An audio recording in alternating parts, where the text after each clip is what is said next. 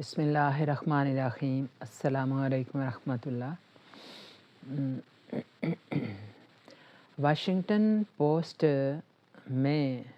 ایک آرٹیکل چھپا ہے جس میں بتایا گیا ہے کہ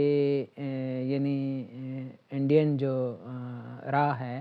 ان کی سرگرمیوں کے بارے میں جائزہ لیا گیا ہے اور بتایا گیا ہے کہ یہ جو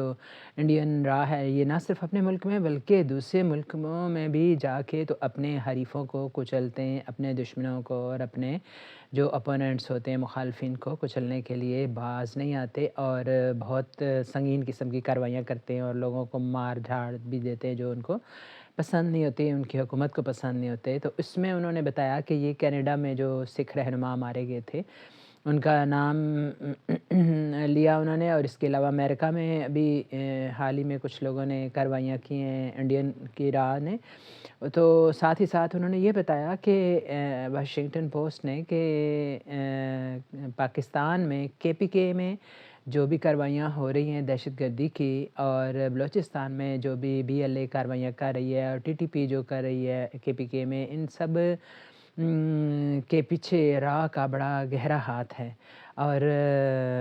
ساتھ ہی انہوں نے بتایا کہ پاکستان میں ان کو قابو کرنا مشکل ہو رہا ہے، لیکن کینیڈا اور امریکہ میں ان پہ آئرن ہینڈ سے نپٹا گیا ہے۔ تو اس کی پھر کچھ انہوں نے وجوہات بھی بتائیں کہ کچھ سیاسی وجوہات ہیں، کچھ اس کی دفاعی ان کی کچھ کمزوریاں اور کچھ سیاسی۔ تو جو سیاسی حالات جو ہیں اس کے ساتھ ہی ایک اور خبر جو ہے بڑی میڈیا پہ گردش کر رہی ہے کہ جو مریم اور نواز شریف صاحب جو ہیں ان کے پوتے ہیں کوئی، ان کی شادی تھی پچھلے دنوں میں جس کی کچھ تصویریں میڈیا میں آئی بھی، ڈانس وغیرہ کی ان کی۔ تو بتایا جاتا ہے کہ پہلے تو شریف صاحب کی موجودگی میں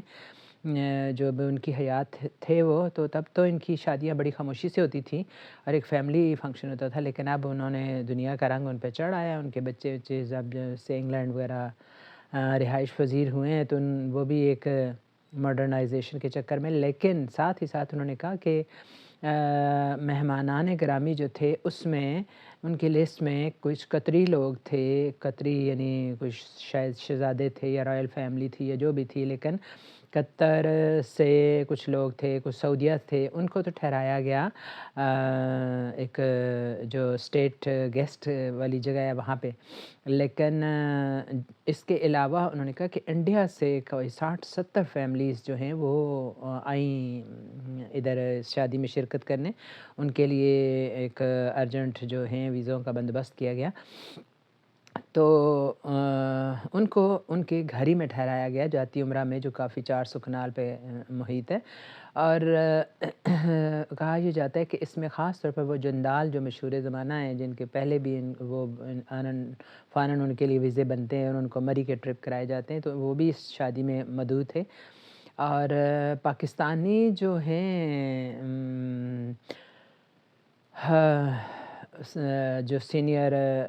قیادت ہے فوج کی، اس میں سے کہتے ہیں کہ کوئی بھی شریک نہیں تھا، نہ تو عاصم منیر، نہ ہی ان کے ISI DGI وغیرہ کوئی بھی سینئر وزیر نہیں تھا۔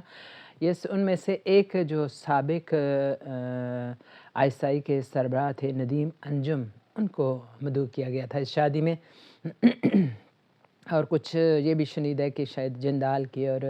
ندیم انجم کی کوئی ملاقات بھی کرائی گئی، لیکن یہ بھی ہے کہ تصویریں کوئی نہیں آئیں کیونکہ میڈیا وہاں بڑی سختی سے بین تھا اور تصویروں کی بالکل اس ایریا میں اجازت نہیں تھی جہاں یہ مہمان ٹھہرے ہوئے تھے یا جہاں ان کی کچھ سرگرمیاں جاری تھیں۔ تو یہ کہا جاتا ہے کہ ندیم انجم جو ہیں یہ ISI کے وہ سربراہ ہیں جن کو فیض حمید کی جگہ لگایا گیا تھا، اور فیض حمید کی جگہ جب یہ آئے تو انہوں نے رجیم چینج کرنے میں اور پھر صحافیوں پہ تشدد اور ارشد شریف پہ کو کینیا میں جا کے جو ہے نا ان کے قتل تک، اور پھر اس کے بعد جو آخری پریس کانفرنس ہونے تک انہوں نے سارے جو معاملات ہیں ندیم انجم کے ہاتھ سے سر انجام پائے۔ تو یہ جو حرکات ہیں یہ یعنی فوج نے پسند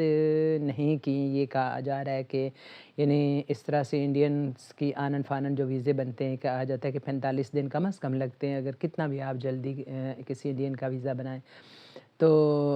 یہاں ایک یعنی بہت جلد انہوں نے کیا، پھر ان کو خفیہ ایک طرح سے رکھا اپنے ان مہمانوں کو، اور پھر یہ ہے کہ فوج اس طرح کے ظاہر ہے کہ جہاں انڈیا ملوث ہو تو وہاں اتنا کھلم کھلا تو ایسی حرکات کو کبھی بھی فوج پسند نہیں کرتی۔ پھر دوسری طرف یہ کہا جا رہا ہے کہ جو ہے پی ٹی آئی کے ساتھ جو فوج کی باتیں چل رہی ہیں، اور اس میں یہ کہا جا رہا ہے کہ فوج جو ہے وہ پی ٹی آئی اگر یہ چاہے کہ یعنی فوج مکمل ہی ان کو بدلا لیں اور اس کو پریشر میں لا کے کریں تو شاید یہ آسان نہ ہو۔ یعنی اگر وہ فوراً چاہیں کہ ان کا مینڈیٹ ان کو واپس مل جائے اور 45 فارم وہ دکھا کے، تو اگر فوراً فوج ان کی مان جائے یا انہیں کہے کہ 26 امینڈمنٹ ختم کر دو یا ہمارا الیکشن ہمیں واپس کر دو، تو اس طرح کی شرائط فوج ماننے پہ تیار نہیں ہے۔ لیکن فوج اس حوالے سے یعنی کرنا چاہ رہی ہے کہ عاصم منیر پہ بھی ایک طرح سے دباؤ ہے کہ وہ یعنی ملک جو ہے وہ معاشی اور دفاعی لحاظ سے بہت لڑکھڑا رہا ہے، اور ان کو چاہیے اس وقت گورننس۔ تو اگر پی ٹی آئی ان کے ساتھ یہ وعدہ کرے کہ وہ اپنے شور مچانے کے بجائے اور کوئی گالیاں دینے کے بجائے اور